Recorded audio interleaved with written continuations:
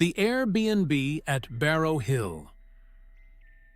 Cassandra thought a weekend getaway was exactly what she needed. She was exhausted from work, drained from a recent breakup, and desperate for silence.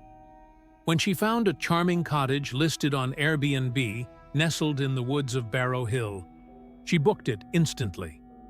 The photos showed a cozy fireplace, a clawfoot tub, and floor-to-ceiling windows looking out over miles of untouched forest. Perfect. The host, an older woman named Marlene, messaged her warmly. "No cell service out there, dear, but the Wi-Fi's good, and the keys under the owl statue on the porch. Enjoy the peace." Cassandra arrived late Friday afternoon. The drive was longer than expected, the roads twisting endlessly through dense pine. She nearly missed the cottage entirely.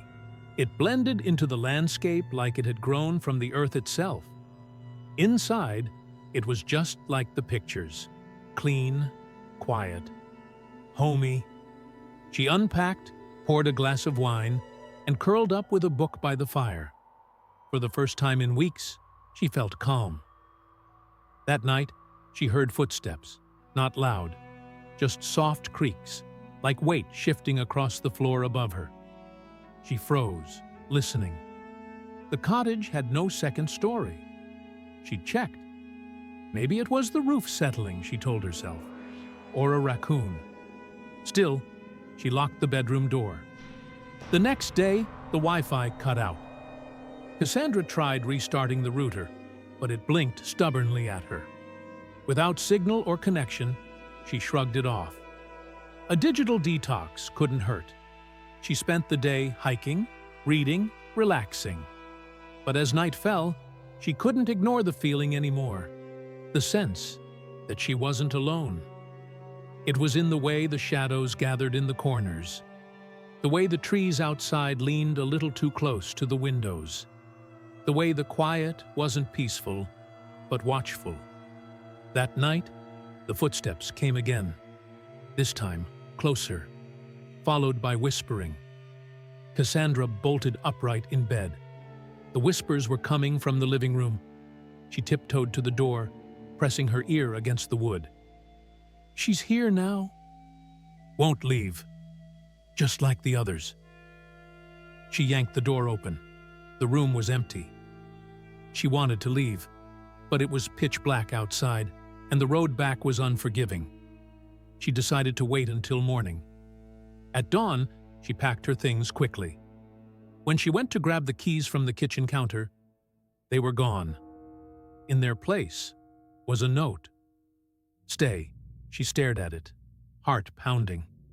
The handwriting was old-fashioned, slanted, not hers. A crash upstairs, a door slamming. But there was no upstairs. Then the floorboards creaked behind her. Cassandra turned slowly. A figure stood in the hallway. Not quite solid. Flickering. A woman with hollow eyes and bloodless lips, her mouth stitched shut with black thread.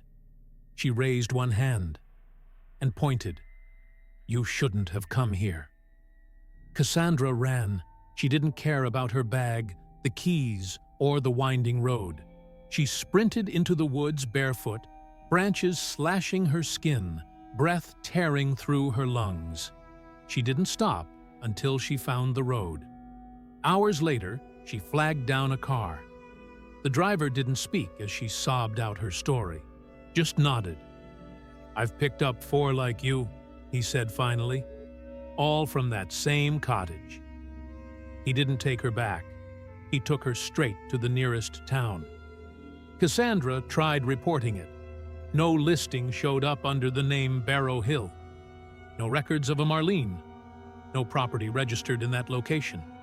But sometimes, late at night, she dreams of that stitched mouth opening and hears the whispers calling her name. Would you stay in a remote Airbnb alone? Let me know in the comments. Like and follow for more terrifying tales. Candle Flame House.